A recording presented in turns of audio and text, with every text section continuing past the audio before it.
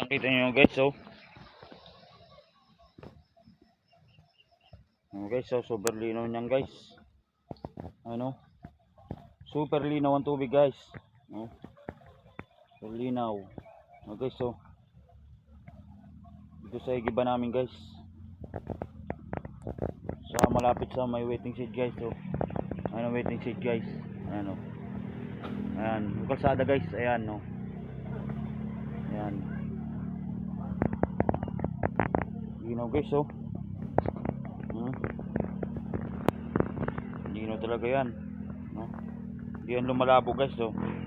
Ayan, sobrang linaw niyan guys. Ano? Linaw. Basta sa pang ano talaga guys.